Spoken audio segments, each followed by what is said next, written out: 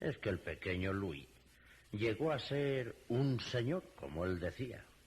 Y qué señor. Y eso, a pesar de que nunca se sentó en los primeros bancos de la escuela. Nunca se sentó Ludwig van Beethoven en los primeros bancos de la escuela. ¿Cómo hubiera podido hacerlo si ya a la tierna edad de 7 años actuaba en público, presentado por su padre como nuevo niño prodigio del piano? El recuerdo de Mozart seguía vivo, pero Beethoven no era un nuevo Mozart, y en todo caso, muy al contrario que el padre de Mozart, el de Beethoven era un pedagogo de la peor especie.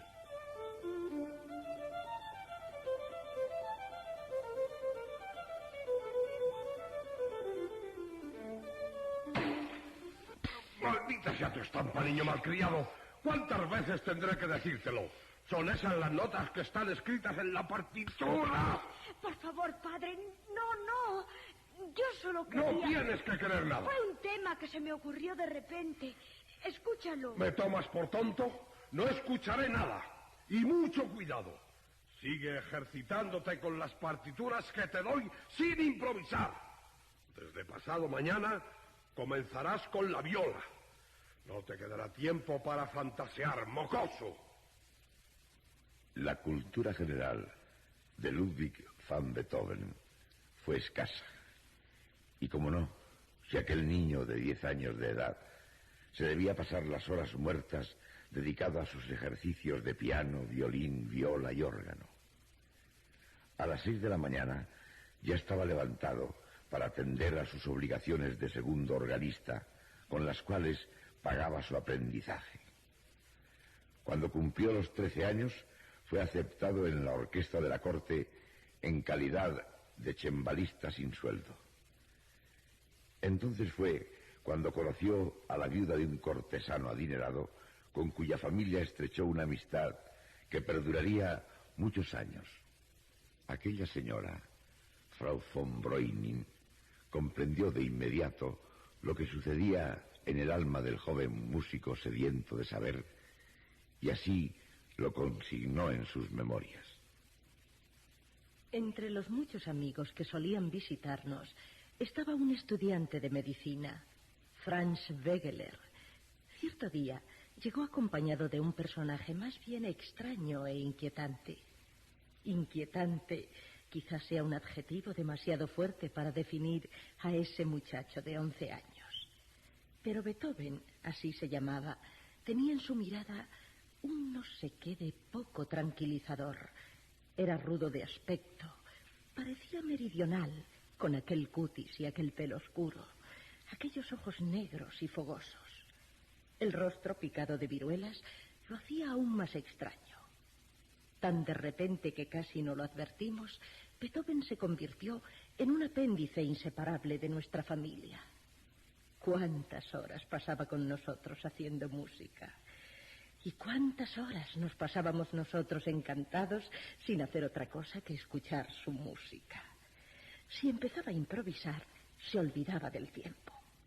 Mis hijos, a quienes daba lecciones de piano, descubrieron pronto esa debilidad suya y se aprovechaban astutamente de la monomanía improvisadora de su maestro. Por otra parte, cuán grande era el afán de saber. Descubrir nuestra biblioteca y abismarse en ella fue todo uno. Prefería los libros de poesía y de literatura. Y luego, cuando se suscitaban discusiones entre nuestros invitados, todos gente sabia y con mucho mundo, nadie escuchaba con mayor atención que Beethoven. Eso sí, cuando la discusión versaba sobre música, él mismo entraba en liza y no pocas veces resultaba vencedor. Aunque en otras ocasiones su mal genio le ganaba el ánimo y resultaba deplorable su carácter. No obstante, todo se le podía disculpar, gracias a su talento y la riqueza de su espíritu. Cuánta razón tenía Nefe al llamarlo joven genio.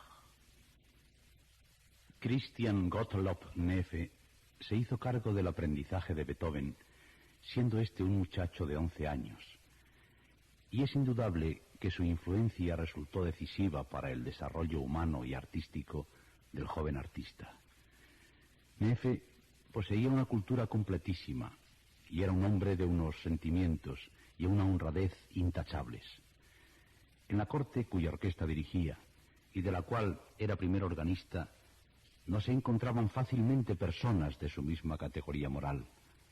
Nada sorprende, pues, que las intrigas y las vidas de los cortesanos le acarrearan poco después la pérdida de sus puestos.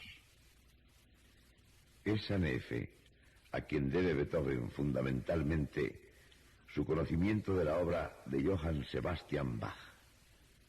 A los 11 años, Beethoven dominaba ya por completo la más conocida obra para teclado de Bach, el Clave bien temperado, así como otras obras compuestas expresamente para órgano, tales como el Preludio en la menor.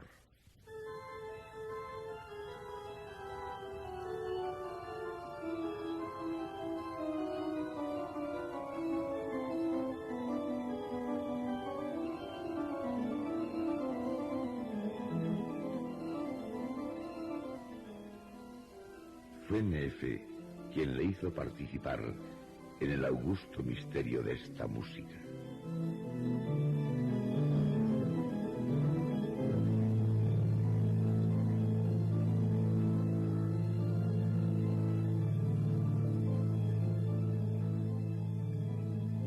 Así va bien, Beethoven. Así va bien. Tiene que sonar como si viniera directamente del cielo. Una nota detrás de otra, como las estrellas siguen su camino. Nada de tarán, tarán, ni una nota vacía de significado. Es la ley eterna quien habla en esta música. Determina la filosofía, comienza Bach. Nunca la interpretarás demasiado. Esta música te dará disciplina, equilibrio, cosas que necesitas mucho, Beethoven. Sí, no pongas esa cara. Los sentimientos, los apasionamientos, los arrebatos del corazón, nada de eso es el arte todavía. A un hombre incapaz de dominarse le resultará muy difícil llegar a ser un verdadero artista. No digo nada, maestro Neefe, pero ¿no podríais hacer un elogio sin añadir una crítica? Ay, por supuesto. Yo sé que todos son piropos al joven genio y que yo solo soy un insignificante y severo maestrito que pone faltas a todo. Pero es mejor que sea así.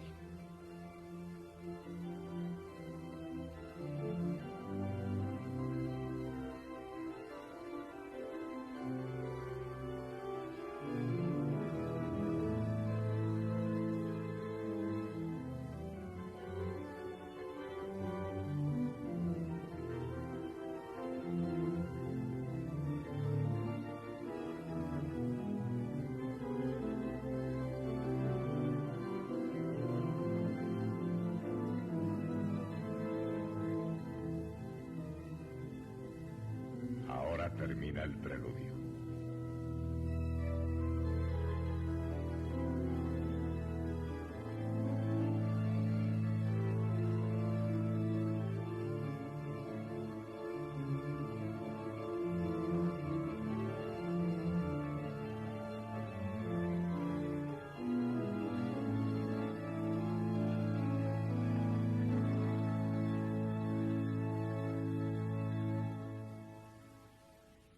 Y ahora, la fuga.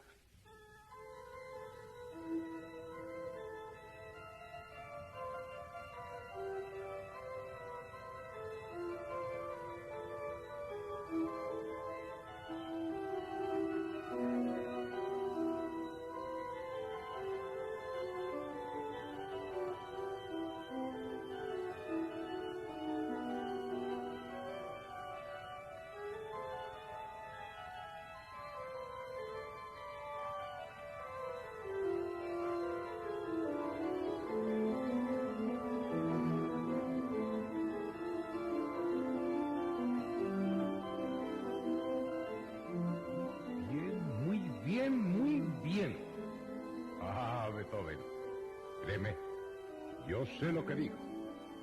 Tienes que cambiar mucho, si no... Porque a fin de cuentas, ¿qué somos? Funcionarios de la corte.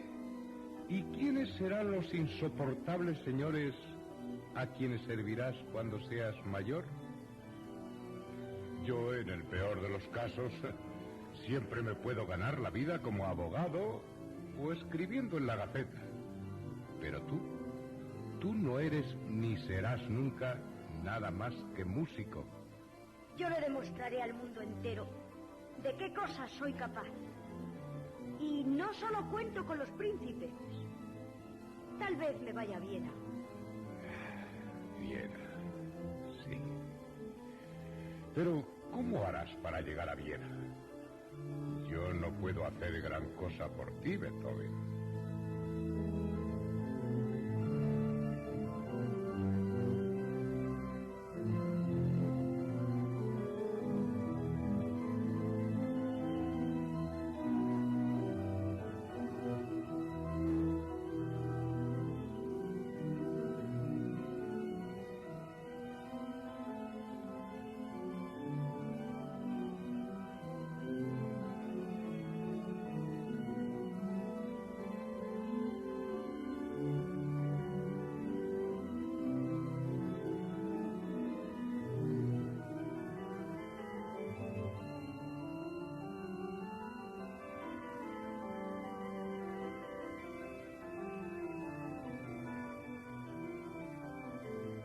Antes de que Beethoven pudiera haber realizado su sueño de ir a Viena, habrían de transcurrir muchos años.